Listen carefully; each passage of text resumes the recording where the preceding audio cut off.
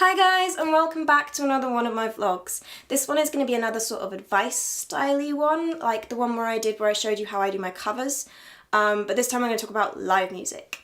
I wouldn't call myself an expert or anything about performing, but I have been doing live music in some form or another for the past 4 or 5 years now, and the main way I do this is I go out to a lot of open mics. I just wanted to talk in general about some of the things that I wish I'd known when I first started looking at open mics and first started going to them. Some of the etiquette that you don't start to fully understand until you've been to a few, and how to actually find them was something that I wish someone had given me some advice on sooner, because it's something that it takes you a while to work out on your own. Okay, so the best place to start would obviously be with what an open mic actually is and how they work. I think most people understand the basic definition of an open mic. You know, it's usually a live music event, but sometimes it's comedy or spoken word. You show up, you book a slot, you usually perform in the order you arrive, and you usually get 3 songs or 15 minutes worth of performance time. Nowadays, you get all sorts of different types of open mics that run in different ways. One of the main differences is obviously that some open mics you will get a shorter or longer slot at.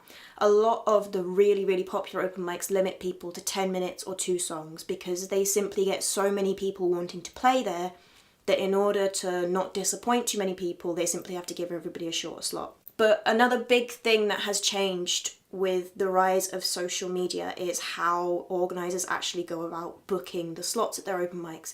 A lot of people nowadays do sign up in advance open mics. Now, this can vary between people asking everybody, like they only offer sign up in advance slots, so you would have to message them on Facebook, or sometimes even some are so professional that they go for, you need to fill in a form to sign up for this open mic in advance. And then only the people who have booked slots are allowed to perform. You can't show up on the night and get a slot. Others do it partial sign up. Some just let as many people who want to sign up beforehand, and then people can still show up on the night based on how many slots are left. Some people specifically limit the number of slots that they will give out in advance. So one of my favourite open mics, they give out 6 open mic slots in advance and then 6 on the night. A lot of open mics are trying to find different ways to attract new people, and a lot of them will nowadays offer the opportunity to be a featured artist, where basically you get your name on a poster, picture on a poster, special little post on Facebook about you, and you'll probably get more songs. Some, it's literally just they give you one more song, others give you a full half-hour set. It varies from open mic to open mic. Some open mics are like these proper semi-professional business style enterprises now, where they offer you these recordings and photography and live streams and all of this sort of stuff that you used to only really get with proper full set, usually ticketed gigs, but you get that sort of stuff with open mics now as well. Obviously, like I said before, you do still get the traditional sign up on the night down at the local pub event, and I would suggest that for your first few times you start going out to do live music and trying out open mics, go to the local pub one, go to the one that is not this massive animal with a live stream and professional photography and all of that stuff. Like, you don't need to go to the best open mic in Manchester for your first open mic, because that is intimidating. Okay, so we've talked about what an open mic actually is, but how do you go about finding your first few open mics? And when you think you found one, how do you find out the information you need to know about it? Like, what time does it start? Who runs it? Is it sign up in advance? My first piece of advice would be turn to Facebook, not Google. Most people who run these sorts of events nowadays use Facebook a lot because it's a very good tool for running events. So the first thing I would say you should do is find your local music scene group. There will be one in every single city. I'm part of like 10, I think, in different cities, some of which I've never been to yet, but I'm still part of them because I might go there one day, and if I go there, the only way I know how to find open mics is to literally post a post in one of these groups that says, any good open mics going on tonight? What you will also find in those groups is people will post about new open mics that they're running, because it's the best place for them to advertise them. You know, musicians join these groups to find open mics, and promoters join these groups to promote their open mics. So find your local music scene group. Once you are in those groups, you'll start to notice people who post on there a lot, and people who post about events, and people who post about going to events. Feel free to find your fellow musicians, like whether it's through you've met them at an open mic or you've seen them on this group, and just go onto their page and stalk them a bit and see where they've been. If you see someone posting from a page with like a proper professional businessy sounding name, like something something promotions, stalk them, because they put on events, and the best way to find new events is to stalk the promoters who put them on. Some venues, if you go on their pages, you might find information about open mics and events that they're running. Some are more social media savvy than others, but in general, people who run bars and pubs and stuff are some of the worst at promoting the events they put on there. I don't know why, because the whole point of putting on open mic is to get more people to come along, but a lot of them just don't seem to really know what they're doing when it comes to the promotion side of it, and they just don't post anything about it at all, which is quite frustrating. But basically, the person you're looking for is a promoter, and you're gonna find them through these local music scene groups. So that's where you should go first. And then once you're in those groups, just stalk everybody in them and just see where they've been. And then maybe if you message the venue, sometimes they reply and they'll say, oh, actually, if you contact this person, we work with them, they put on our nights or whatever. But yeah, feel free to stalk people, basically. That's how I find them. We have covered the most important parts, the technical side of things. Now it is to get into the bit that I think people like to give more advice on. Performance. What should you sing? What should you say? There are some basic etiquette rules that I think it's important for everybody to know and learn. If you go to an open mic, you should buy at least one drink. It's only polite to the bar to do so. They have put on the event to earn themselves money. Don't drink water the whole night, that's just rude. If you arrive late, then you should stay a bit later, but try to be there for the start of the open mic is usually better. Obviously, you know, people can't avoid it sometimes. No one's going to hold it against you if you're late once. But if you regularly are the person who shows up right before your set, plays your set, and then leaves without watching anybody else's set, you will get a bit of a reputation, and no one will really want to ever do anything for you. So all those people who take free photos at these events and who like your page and share your stuff, you won't get that if you're the guy who shows up, plays and leaves. You just won't, because no one will like you. Then there are all sorts of bits of advice you'll get about what you should play and what you should say and all this stuff.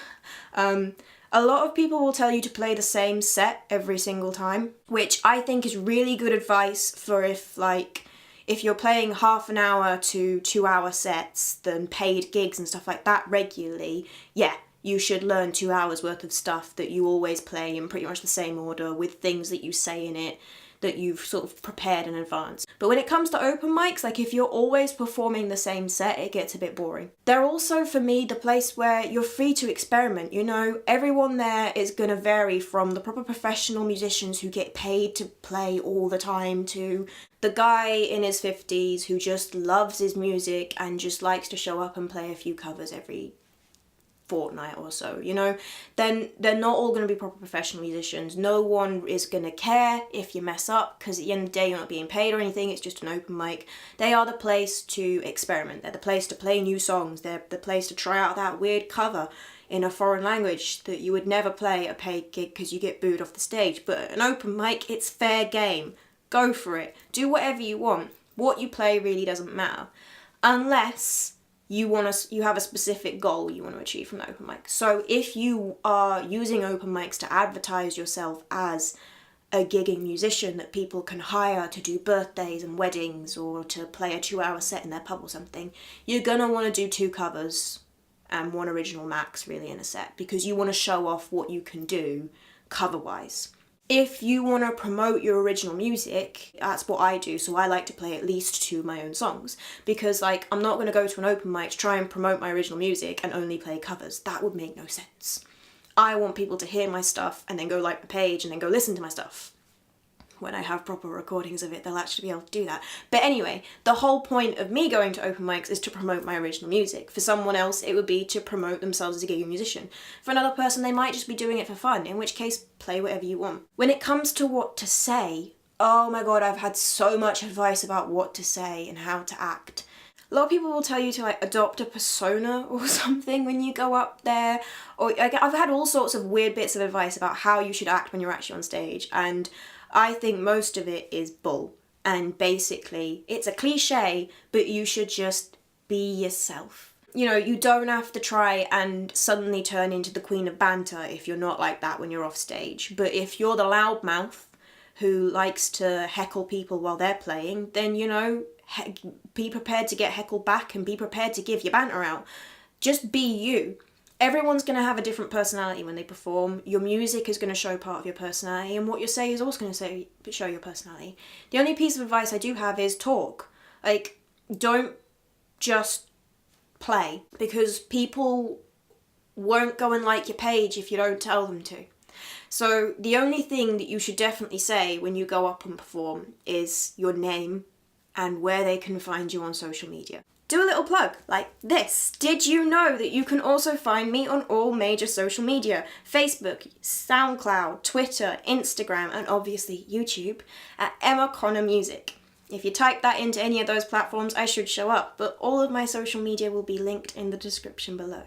You should do something like that when you perform as well. I do that at the end of all my videos. I don't need to today though, do I?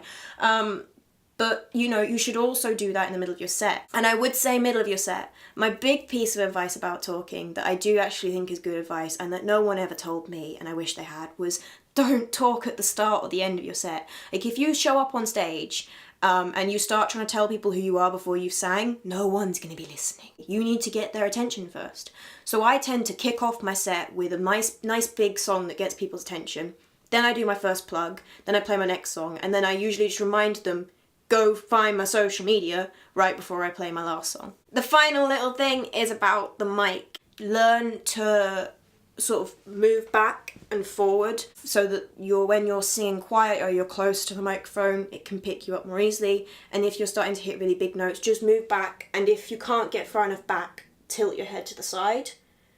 And that means that then it's going that way and not straight into the microphone, the sound. So the volume will be slightly less and you won't get that horrible feedback and screechiness, and you won't deafen the audiences. Because sometimes, like, the microphone, you know, you're not loud enough to give feedback, but you're still so loud that then it gets a bit for people who are listening. Just adapt your performing to each open mic, because they're all going to have different specs when it comes to the sound stuff. Not everybody's going to have the best mics and the best PA system.